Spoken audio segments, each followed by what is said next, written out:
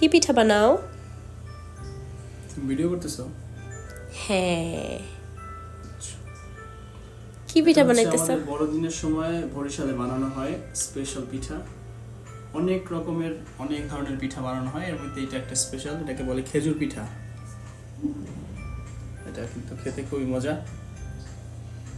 আপনাদের কার কার এলাকায় এই পিঠাটা বানানো হয় আর কি নামে ডাকে এই পিঠাটাকে সবাই একটু কমেন্টস করে জানাবেন। এটা ভাজার পরে কিন্তু এরকম হয়, এটার ভিতরে আরেকটা শিরা করা হয় চিনি দিয়ে। হ্যাঁ, এটা আরো মানে খেতে অনেক মজা হয়। হ্যাঁ হ্যাঁ, আমি এখন শিখে গেছি বরিশাল বিয়ে হওয়ার কারণে।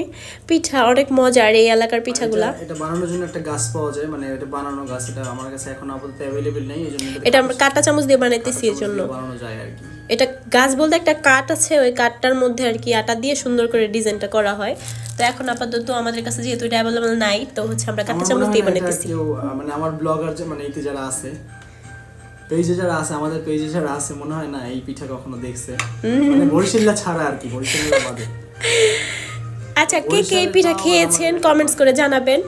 কার কার এলাকায় কি কি নামে ডাকে এই পিঠাকে একটু কমেন্টস করে জানাবেন। আমাদের বাসায় পুরো বড়দিন লেগে গেছে, আজকে থেকে শুরু করছি আমরা পিঠা বানানো। আপনাদের সাথে শেয়ার করব আরো কি কি পিঠা বানাই আমরা।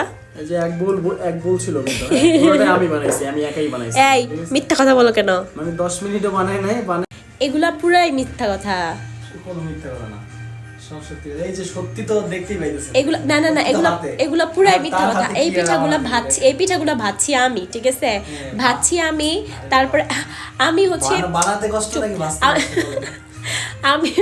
আমি হচ্ছে বানাইতেছিলাম সাথে, তো যখন দেখছি এক ছেড়ে ভরে গেছে, তখন হচ্ছে আমি ভাজতে চলে গেছি। তো আমি দৌড়াদৌড়ি করতেছি আর সেই মহারাজার মতো বসে বসে বানাইতেছে, ঠিক আছে? দুজনে পরিশ্রম করে বানাইছি। যাই হোক, এখানে ঝগড়া করে বানাইতে পারলে আমি ভাজতেও পারতাম, যেটা বানাইতে পারি ভাজতেও পারতাম। এই ভিডিও বন্ধ, বাই।